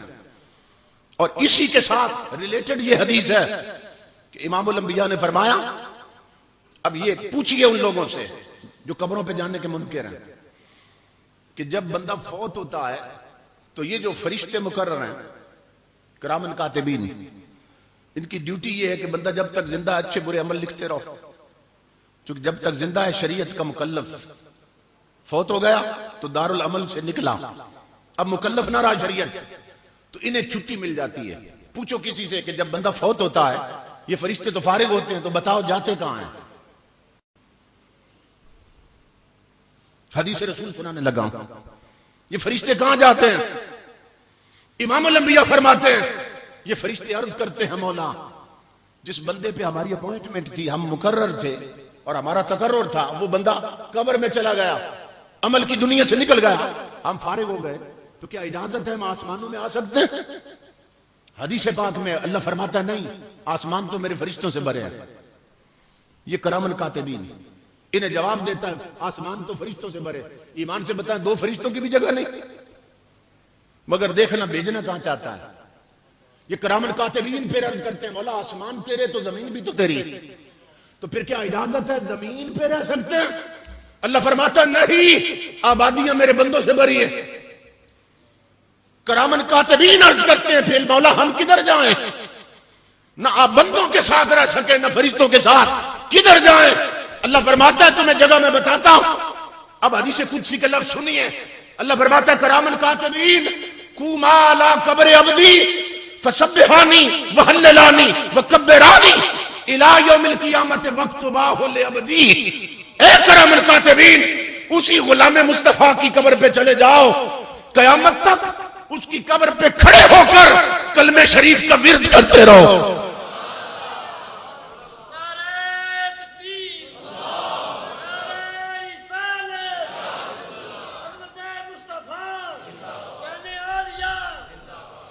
قیامت تک اس کی قبر پہ کھڑے ہو کر کلمے کا ورد کرتے رہو. وسبحانی اور میری تسبیحیں پڑھتے رہو، وکبرانی اور میری تکبیریں پڑھتے رہو. وقتباہ لعبدی قربان جائے حضور کے امتی کی عظمت پر. اللہ فرما رہا فرشتوں قیامت تک قبر پہ کھڑے ہو کر کلمے کا ورد تم کرو اور ثواب اس کے نامہ اعمال میں لکھتے جاؤ. تسبیح تم کرو قیامت تک اور ثواب اس کے کھاتے میں لکھتے جاؤ. تکبیر تم پڑھو اور ثواب اس کے کھاتے میں لکھتے جاؤ. یہاں بندے بندوں کو روکتے ہیں قبروں پہ نہ جائیں، وہ فرشتوں کو بھیج رہا ہے. اس سے یہ پتہ چلا کہ قبروں پہ جانا اور وہاں ذکر کرنا اور ذکر کر کے پھر ایصال ثواب کرنا یہ شرک و بدعت نہیں، معصوم فرشتوں کی سنت. سارے کام وہاں فرشتے کرتے ہیں. اور اب مخالف دھڑے کی بھی ایک شہادت سن لیں. یہ تو حدیث نے بتا دیا اور قرآن کہتا ہے ان الذین آمنوا، وہ لوگ جو ایمان لاتے ہیں ثم استقاموا تتنزل علیہم الملائکہ، اور پھر ڈٹ جاتے ہیں. جو مومن ہوتے ہیں پھر ایمان پہ ڈٹ جاتے ہیں اور ایمان کے تقاضے پورے کرتے ہیں، ان پر فرشتوں کا نزول ہوتا ہے. قرآن نے بھی بتایا، حدیث نے بھی، قبر پہ فرشتے ہوتے ہیں. اب جو مریضان دیوبند ہیں ان کے حکیم الاسلام لکھتے ہیں، دارالعلوم دیوبند کے محتمم قاری طیب صاحب، وہ خود بیان کرتے ہیں کہ وصل بلگرامی یہ علمی حلقوں میں ایک جانی پہچانی شخصیت، کہ انہوں نے خود بتایا کہ میں مولانا اشرف علی تھانوی صاحب کے ساتھ لاہور میں گیا کہ تھانوی صاحب کے دانتوں میں درد تھا، علاج کے لیے گئے. ایک دن تھانوی صاحب کہنے لگے کہ وصل آؤ لاہور کی سیر کرتے ہیں. تو سیر کرتے کرتے شاہی قلعہ دیکھا، پھرتے پھراتے حضور داتا کے قدموں میں آ گیا. داتا صاحب کی بارگاہ تھانوی صاحب، وہاں فاتحہ خانی کی اور مراقب ہو کے نہ کھڑے رہے سر جھکا کے. کچھ دیر کے بعد کہنے لگے وصل آؤ چلتے ہیں. تو جب داتا مین گیٹ سے نکلا نا داتا دربار کے، تو تھانوی صاحب کہنے لگے وصل اللہ کی عزت کی قسم داتا کی سرکار کوئی بہت بڑی سرکار لگتی ہے. یہ دیوبند کے محتمم کہہ رہے کہ وصل نے مجھے بتایا. تھانوی صاحب کہنے لگے وصل داتا کی سرکار کوئی بہت بڑی سرکار لگتی ہے. وصل نے کہا کیسے، کیا دیکھا آپ نے؟ تو تھانوی صاحب کہنے لگے وصل اللہ کی عزت کی قسم آنکھیں بند کر کے دیکھا، جہاں تک نظر جاتی ہے نوری فرشتے ہاتھ باندھ کے داتا کے سامنے کھڑے ہیں.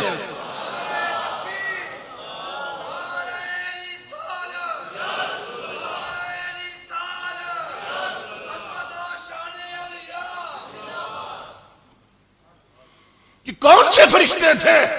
وہی جو کلمہ خیر داتا صاحب نے زندگی بھر کہا.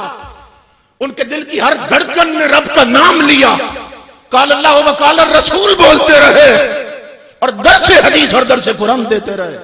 ہر کلمہ فرشتہ بنا تھا اور قیامت تک داتا کی قبر پر فرشتوں کا ہجوم ہے. امام الانبیاء کے غلاموں، ہم ان کے مزارات پہ نہ بھی جائیں تو اللہ کی عزت کی قسم وہاں نوریوں کی کمی نہیں. اب تصور کیجئے حضرت پیر سید نذیر حسین شاہ رحمۃ اللہ تعالی علیہ زندگی بھر جس شخص نے تدریس کی، تقریر کی، تربیت کی، جب بولے کلمہ خیر کا ان کے مزار پہ ہم نہ بھی جائیں تو فرشتوں کے جھنڈ اترے ہیں اور نوریوں کے ٹھٹ کے ٹھٹ لگے ہیں. ایسے مزارات پہ ہم کچھ دینے نہیں کچھ لینے جاتے ہیں. اور لوگوں کو کیا معلوم کہ اللہ رب العزت ان کی قبروں کو کیا مقام عطا کرتا ہے. میں کسی مجذوب کی بات نہیں کر رہا ہوں، آپ کے دیوانے کی بڑھ ہے. حضرت مجدد الافسانی فرماتے ہیں کہ جن کے بارے میں اقبال نے کہا حاضر ہوا میں شیخ مجدد کی لحد پر، وہ خاک کے ہے زیر فلک مطلع انوار. عقیدہ دیکھیے اقبال کا، وہ مجدد افسانی جو عالموں کے امام، عارفوں کے امام اور امام الانبیاء کی امت کے مجدد، وہ فرماتے ہیں میرے رب نے مجھے یہ عزت دی ہے، میرے مرنے کے بعد اگر میری قبر کی مٹھی مٹی لے کر کسی گناہگار کی قبر پہ رکھ دی گئی تو اس کی بھی بخشش ہو جائے گی. لوگ کہتے ہیں قبروں میں کیا رکھا ہے، تمہیں تو ان کی قبروں کی مٹی کی عظمت بھی سمجھ نہیں آ سکتی. اللہ رب العزت نے اس مٹی کو کیا مقام دیا. تاجدار کائنات کے غلاموں، اب یہ تو ہے قبر کے باہر کا حال کہ فرشتوں کے ہجوم ہیں. اب اندر کا حال دیکھیے. اب ہم جیسے تو کہہ سکتے ہیں ہمیں کیا جو تربت پہ میلے رہیں گے، تہے خاک ہم تو اکیلے رہیں گے، کہ وہ تو ہم جیسے لوگ اکیلے رہتے ہیں. اور ان کا حال کیا ہے؟ جب تیری یاد میں دنیا سے گیا ہے کوئی، جان لینے کو دلہن بن کے قضا آتی ہے. قبروں کا حال کیا ہے سنیے. وہ ہم جیسے چونکہ نہ تھے، ان کی زندگی شریعت کے سانچے میں ڈلی تھی. ہم سوتے رہے وہ راتوں کو روتے رہے، ہم ناول پڑھتے وہ مصطفیٰ کا قرآن پڑھتے تھے، ہم فلمیں تکتے تھے ان کے سر گریا سجدے میں گر کر گریا کرتے تھے، خوف خدا میں آنکھوں کے کٹورے چھلکتے رہتے تھے. تو جب زندگی ہم جیسی نہ تھی تو قبر کی اندر کی برزخی زندگی کیسی ہوگی. اب سنیے، حضرت با یزید بستامی قبر میں گئے، کسی بزرگ کو ملے خواب میں. اس نے پوچھا قبر میں کیا بنی؟ فرمایا فرشتے آئے تھے، آ کے کہنے لگے مر ربک، تیرا رب کون ہے؟ تو میں نے کہا کہ تم کون ہو، پہلے اپنا تعارف کراؤ. یہ کوئی طریقہ ہے؟ تمہیں معلوم نہیں جب کسی کے پاس جائیں تو میرے رسول کی سنت کیا ہے؟ پہلے اس سے السلام علیکم کہتے ہیں. قبر میں فرشتوں کو سنتیں سکھا رہے ہیں. کہا پہلے اسے السلام علیکم بولتے ہیں. لیٹا تھا اور قبر میں آ گیا اور کہتے ہیں رب کون ہے؟ یہ کوئی طریقہ ہے؟ باہر جاؤ پہلے سلام دو، یہ میرے یار کی سنت، پھر جواب دیتا ہوں. فرشتوں نے کہا بات تو ٹھیک کہتے ہیں. قبر سے نکلے، ہاں جی السلام علیکم. فرمایا وعلیکم السلام. اب بتاؤ کیسے آئے؟ کہنے لگے جی ڈیوٹی لگی ہے. فرشتے ہر قبر میں آتے ہیں، ڈیوٹی یہ ہے، پوچھتے ہیں مر ربک، بتائیے رب کون ہے؟ آپ نے فرمایا مجھے ایک بات کا جواب دو، یہ جو تم نے السلام علیکم سلام دیا مجھے مومن سمجھ کے دیا یا کافر سمجھ کے؟ کیونکہ شریعت میں کافر کو سلام کہنا منع. فرمایا مومن سمجھ کے دیا یا کافر سمجھ کے؟ فرشتوں نے کہا جی مومن سمجھ کے. فرمایا تو پھر مومن تو وہی ہوتا ہے جو اسے مانتا ہے. مومن تو وہی ہوتا ہے جو اسے مانتا. پھر سوال کر رہے ہو کہ رب کون؟ اچھا ایک بات کا جواب دو فرشتوں کہ اگر میں کہہ دوں میرا رب اللہ ہے اور تم لوٹ کے جاؤ اور رب کہہ دے با یزید میرا بندہ نہیں ہے، تو میری مانو گے یا رب کی مانو گے؟ حضرت با یزید فرشتوں سے فرما رہے ہیں میری مانو گے یا رب کی؟ فرشتوں نے کہا جی پھر تو رب کی مانیں گے. تو فرمانے لگے پھر اتنا لمبا سفر کاہے کو کیا؟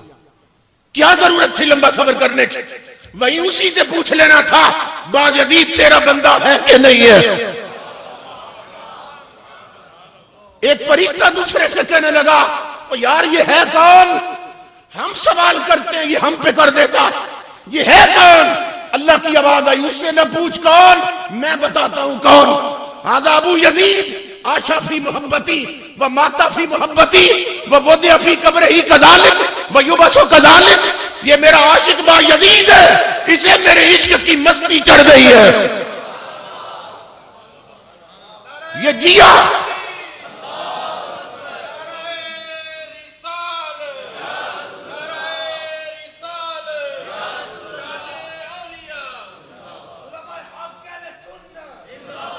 یہ میرا عاشق ہے با یزید, اسے میرے عشق کی مستی چڑھی ہے, اسی مستی میں زندگی گزاری اس نے, اسی نشے میں قبر میں اترا ہے. اور فرشتوں سنا مجھے اپنی عزت کی قسم, یہ اسی مستی میں حشر کے میدان میں آئے گا. اس سے نہ پوچھو کون ہے, مجھ سے پوچھو یہ کون ہے. کچھ ایسے ہیں جن کا حال یہ ہوتا ہے, کیا سب کا حال یہ ہوتا ہے؟ نہیں, امام الانبیاء کے غلاموں جن کی زندگی شریعت کے سانچے میں ڈل جائے, موتو قبل ان تموتو پہ جو عمل کر لیں, مرنے سے پہلے مر جائیں, اللہ کی عزت کی قسم فرشتے قبر میں انہیں دلہن بنا دیتے ہیں. اور حدیث رسول ہے, کوئی کہے یہ کوئی تعلی ہے, خطیبانہ تعلی ہے, نہیں, حدیث رسول پیش کر رہا ہوں. امام الانبیاء فرماتے ہیں اذا ادخل المیت القبر مسلت له الشمس عند غروبها, کہ میرے بہت سے امتی ہیں کہ جب قبر میں رکھ دیے جاتے ہیں تو سورج غروب کے قریب کر کے دکھایا جاتا ہے. آپ علماء سے سنتے رہتے ہیں کہ ہم آدھی رات کو بھی میت قبر میں دفن کریں تو اسے قبر میں وقت عصر نظر آتا ہے کہ سورج ڈوبنے والا. مسلط لہ الشمس عند غروبها, فرشتے آ جاتے ہیں, مٹی ڈال کے لوگ پلٹتے ہیں, سورج غروب کے قریب اسے دکھایا جاتا ہے, پھر فرشتے آ جاتے ہیں, اس سے سوال کرتے ہیں. امام الانبیاء فرماتے ہیں فیجلسو, وہ اٹھ بیٹھتا ہے. نادان لوگ کہتے ہیں یہ تو قبر میں کروٹ بھی نہیں بدل سکتا, اور رسول فرما رہے ہیں وہ تو اٹھ بیٹھا ہے. فیجلسو, وہ قبر والا اٹھ بیٹھتا ہے. یمسح عینیہ, اس طرح آنکھیں ملتا ہے جس طرح سویا ہوا اٹھا ہے. فرشتے قریب آ جاتے ہیں, کہتے ہیں مر ربک, تیرا رب کون؟ وہ دیکھتا ہے سورج ڈوب رہا, فرشتوں کو پیچھے ہٹاتا ہاتھ, کہتا ہے دعونی اصلی, پیچھے ہٹ جاؤ, پہلے مجھے عصر کی نماز پڑھنے دو, پھر سوالوں کا جواب دیتا ہوں. یہ حدیث پڑھ کے سنائیے آپ امام الانبیاء کے غلاموں. اب یہ حدیث یہاں ختم ہو جاتی ہے. شارحین حدیث اور شراح حدیث بیان کرتے ہیں کہ یہ حدیث یہاں ختم کیوں ہو گئی. اس کا مطلب یہ ہے فرشتے چلے جاتے ہیں اور پھر سوال کرنے اس کی قبر میں آتے ہی نہیں, کیونکہ جب وہ کہتا ہے نا مجھے نماز پڑھنے دو, پہلے نماز پڑھ لو پھر سوالوں کا جواب دیتا ہوں, تو فرشتوں کو پتہ چل جاتا ہے قبر میں بھی جسے نماز کی فکر لگی ہے, اس کی دنیا کی زندگی کس ڈھنگ میں گزری ہوگی, اس سے فرشتے سوال ہی نہیں کرتے. کچھ ایسے ہیں جن سے سوال بھی ہوتے ہیں, اپنے اپنے لیول اور درجے کے لوگ ہیں. کچھ ایسے ہیں جن سے سوال بھی ہوتے ہیں. فرشتے پوچھتے ہیں مر ربک, تیرا رب کون؟ وہ کہتا ہے ربی اللہ. یہ بخاری مسلم اور مشکات کی حدیث, دیگر کتابوں میں بھی ہے. کہتا ہے ربی اللہ, میرا رب اللہ ہے. وہ پوچھتے ہیں وما دینک, تیرا دین کیا ہے؟ وہ کہتا ہے دین الاسلام, میرا دین اسلام ہے. اب وہ تیسرا سوال کرتے ہیں ما کنت تقول فی حق ھذا الرجل الذی بعث فیکم, اس ہستی کے بارے میں بتا, دنیا میں کیا کہتا تھا؟ کون ہے یہ ہستی, کیا کہتا تھا دنیا میں؟ وہ کہتا ہے یہ میرے آقا ہیں محمد الرسول اللہ. فرشتوں ان کا پوچھتے ہو؟ زندگی بھر جن کی یاد میں نہیں سویا, اور راتیں کبھی میلاد میں گزری کبھی معراج میں, زندگی بھر نہیں سویا, اب وہ لمحہ پا لیا تو آپ پوچھتے ہو یہ کون ہے؟ یہ میرے آقا ہیں, یہ میرے مدنی محبوب ہیں. اللہ کی عزت کی قسم, حدیث کے لفظ ہیں, فرشتے کہتے ہیں قد کننا نعلم انک تقول ھذا, اور قبر میں آنے والے ہمیں پہلے ہی پتا تھا تو یہی بولے گا. یہ حدیث کے لفظ ہیں. اب توجہ طلب بات ہے, فرشتوں کو پہلے کیسے پتا تھا کہ یہی کیا لکھا, یہی بولے گا؟ علماء کہتے ہیں اس لیے کہ مصطفیٰ کے پہچاننے والوں کے چہرے ہی اور ہوتے ہیں. فرشتوں کو ان کے چہروں کا نور بتا دیتا ہے, یہ مصطفیٰ کے پہچاننے والے ہیں. اسی پر حضرت شاہ نصیر الدین نصیر نے کہا کہ نور آنکھوں میں تو چہروں پہ اجالے ہوں گے, مصطفیٰ والوں کے انداز نرالے ہوں گے. ان کے چہروں کی چمک بتا دیتی ہے کہ یہ کوئی حضور کے جاننے والے ہیں. جب مولانا ضیاء اللہ قادری مناظر اہل سنت رحمت اللہ تعالی علیہ بیرہ شریف خطاب کے لیے گئے نا، تو پہلے حضور ضیاء الامت کی زیارت کو گئے، پھر خطاب کیا آپ نے واپس آگے، تو خطاب کے دوران فرمانے لگے بیرہ شریف میں، اگر ہم یہ چیلنج کر دیں باطل پرستوں کو اور دیگر مذاہب کو، اپنے اپنے علماء لاؤ اور سٹیج پہ کھڑے کر دو، اور ہم سب کے مقابلے میں صرف حضرت ضیاء الامت کا چہرہ دکھا دیتے ہیں۔ حضرت ضیاء اللہ قادری رحمۃ اللہ فرمانے لگے اللہ کی عزت کی قسم، دنیا خود پکار اٹھے گی سچے کون اور جھوٹے کون ہیں۔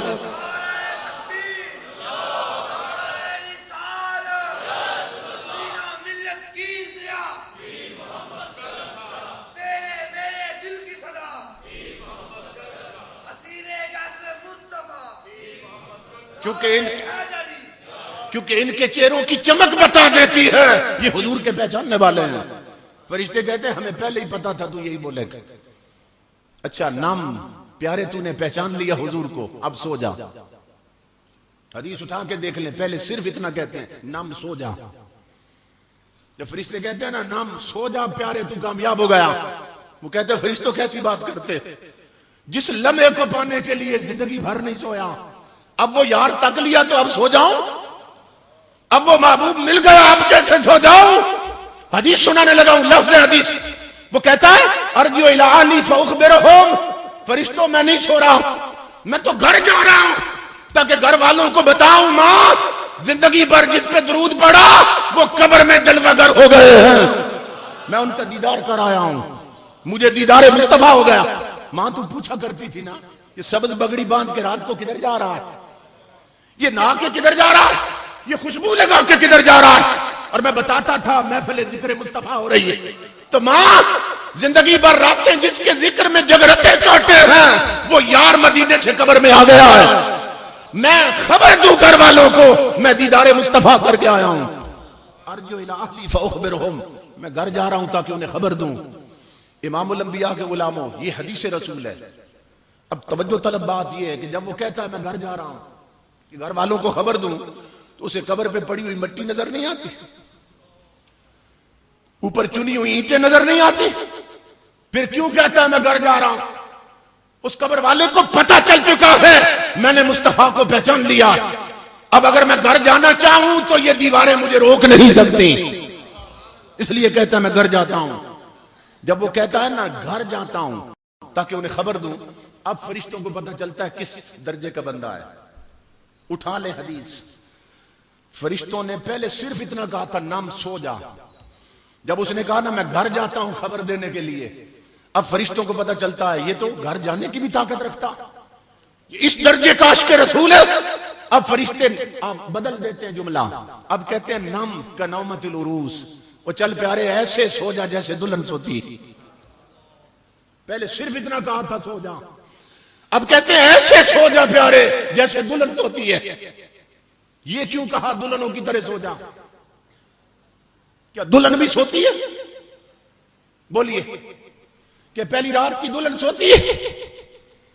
اسی لیے فرشتے کہہ رہے کہ اب اس نے چہرہ مصطفیٰ دیکھ لیا، اب یہ یوں نہیں سوئے گا، اسے کوئی لالچ دے تو یہ سوئے گا۔ اسے کہتے ہیں پیارے دلہنوں کی طرح سو جا، جس طرح دلہن کو معلوم ہے میں کسی کی ہو گئی، اب میرے کمرے میں سوائے خامد کے کوئی نہیں آئے گا، تو بھی دلہنوں کی طرح سو جا کہ اب تیری قبر میں مصطفیٰ کے بغیر کوئی نہیں آئے گا۔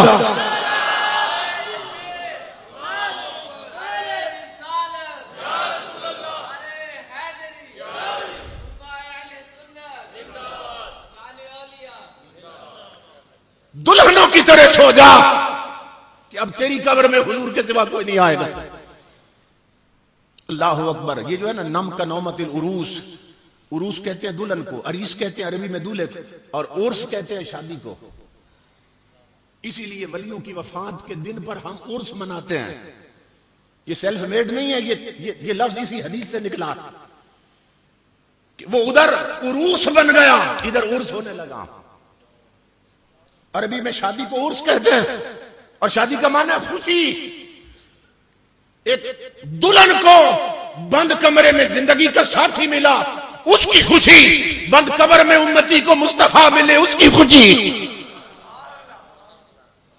یہ سارے کنسپٹ حدیث سے لیے گئے ہیں۔ امام الانبیاء کے غلاموں، اب جب وہ کہتے ہیں نا کہ دلہنوں کی طرح سو جا، حدیث اٹھا کے دیکھ لی، ثم ینادی منادم من السماء، اب اللہ کی آواز آتی، اب آسمانوں سے اللہ کی آواز آتی، فرشتوں کیسی بات کر رہے ہو؟ ادھر کہتے ہو دلہنوں کی طرح سو جا، تو کیا دلہنیں ننگی زمین پہ سوتی ہیں؟ تو کیا دلہنیں لٹے کے کفن میں سوتی ہیں؟ فرشتوں کیا کر رہے ہو؟ کہتے ہیں دلہنوں کی طرح سو جا، میرا حکم ہے اسے دلہنوں کی طرح سلانے سے پہلے فَأَفْرِشُوهُ مِنَ الْجَنَّةِ وَأَلْبِسُوهُ مِنَ الْجَنَّةِ وَافْتَحُوا لَهُ بَابًا إِلَى الْجَنَّةِ، اس کے نیچے پہلے جنت کے بیڈ لگاؤ پھر سلاؤ، اسے پہلے جنت کے جوڑے پہناؤ پھر سلاؤ، اس کی قبر کو پہلے جنت بناؤ پھر سلاؤ۔ فَأَفْرِشُوهُ مِنَ الْجَنَّةِ، پہلے جنت کے نیچے فرش تو بچھاؤ، وَأَلْبِسُوهُ مِنَ الْجَنَّةِ، پہلے جنت کا لباس تو پہناؤ، وَافْتَحُوا لَهُ بَابًا إِلَى الْجَنَّةِ، پہلے جنت کی کھڑکیاں تو کھولو اس کی قبر میں۔ کیا دلہنیں ایسے سوتی ہیں لٹھے کے کفن میں؟ اب حدیث بتا رہی ہے جنت کے بیڈ لگتے ہیں، جنت کا لباس پہنایا جاتا ہے۔ ایمان سے بتائیں یہ لباس روح کو پہنایا جاتا ہے یا جسم کو؟ یہ بیڈ جسم کے لیے لگ رہے ہیں یا روح کے لیے؟ نادان لوگ کہتے ہیں یہ مر کے مٹی ہو گئے، قبروں میں ختم ہو گئے۔ نادان سوچ آقا فرما رہے ہیں لباس پہنائے جا رہے ہیں، تو لباس جسم کو پہنایا جاتا ہے، بیڈ لگائے جا رہے ہیں، بیڈ جسم کے لیے لگائے جا رہے ہیں، اور جنت کی کھڑکیاں کھولی جا رہی ہیں۔ اور امام الانبیاء نے فرمایا قبر المؤمن روضۃ من ریاض الجنہ، مومن کی قبر جنت کے باغوں میں سے باغ ہوتی ہے، اس میں تو کوئی شک نہیں، اور کافر کی قبر جہنم کے گڑھوں میں سے گڑھا ہوتی ہے۔ یہ حدیث رسول ہے کہ مومن کی قبر جنت کا باغ ہوتی ہے۔ اب مومن کی قبر جنت ہوتی ہے، حضور نے فرمایا اب میرا سوال یہ ہے کہ جنت میں مردے رہتے ہیں کہ زندہ رہتے ہیں؟ تو سمجھ آئی آپ؟ آقا فرما رہے ہیں مومن کی قبر جنت ہے، اور جنت میں مردے رہتے ہیں کہ زندہ رہتے ہیں؟ اور اسی کے ساتھ ایک اور عقیدے کی بات سمجھا دوں کہ جن کی قبریں صرف جنت ہیں وہ تو زندہ ہوں، اور وہ رسول کہ جس کے نیچے پڑی ہوئی مٹی جنتیں تو کیا رب کے عرش سے بھی افضل ہے، وہ روزے میں مر کے مٹ کے سکتا ہے۔ اور جن کی قبریں صرف جنت ہیں وہ زندہ ہے ولی، تو جس کے نیچے کی مٹی عرش سے بھی افضل ہے، اس رسول کے روزے اور گنبد کا حال کیا ہوگا، اس رسول کی قبر کا حال کیا ہوگا؟ تو اس لیے امام الانبیاء کے غلاموں یہ فتنوں کا دور ہے، اور ہمیں ناز ہے اپنے مسلک پر کہ اللہ رب العزت نے 15ویں صدی میں ہمیں وہ عقیدہ عطا کیا جس کی پشت پر حضور کے صحابی کھڑے ہیں، جس کی پشت پر 14 صدیوں کے ولی کھڑے ہیں، جس کی پشت پر مصطفیٰ کا قرآن کھڑا ہے۔ عقیدہ ہمارا حق ہے، سچ ہے، کمی صرف عمل کی ہے۔ اگر یہ میدان بھی جیت لیں تو ہم جیسا کوئی نہیں۔ تو زندگی بھر جس شخصیت نے حدیث پڑھی اور حدیث پہ عمل کیا، قرآن پڑھا اور اس پہ عمل کر دکھایا، اور پھر آخری وقت بھی انہوں نے دکھا دیا کہ اللہ والے دنیا سے کیسے جاتے ہیں، تو امام الانبیاء کے غلاموں سب سے بڑی ضرورت ہے ان کی خوشنودی، ان کی توجہات اور فیوضات حاصل کرنے کی۔ وہ یہی صورت ہے کہ ہم ان کے ارشادات پہ عمل کریں، جس راستے پہ وہ چلے اس پہ چلیں، اور جس راستے سے انہوں نے منع کیا اس سے رک جائیں۔ اللہ پاک ان کے صاحبزادگان کو لمبی عمر بالخیر عطا فرمائے کہ جن کی صورت میں ان کا فیضان جاری ہے، اور ہم سب کی حاضری کو شرف قبولیت سے نوازے۔ میں اپنے محترم بھائی جناب محمد افضل بٹ صاحب، حضرت علامہ قاری محمد عاصم چشتی صاحب کا ممنون ہوں کہ مجھے اس مجلس میں حاضری کا حکم دیا، اور حقیقت یہ ہے دیدار کے قابل تو کہاں میری نظر ہے، یہ تیری عنایت ہے کہ رخ تیرا ادھر ہے۔ اس جلسے میں آپ کی بھی سعادت، میری بھی سعادت کہ ہم حاضر ہوئے۔ اللہ پاک سب کو قدم قدم پہ اجر عظیم عطا فرمائے۔ اب جس کے جی میں آئے وہی پائے روشنی، ہم نے تو دل جلا کے سر عام رکھ دیا، وما علینا الا البلاغ۔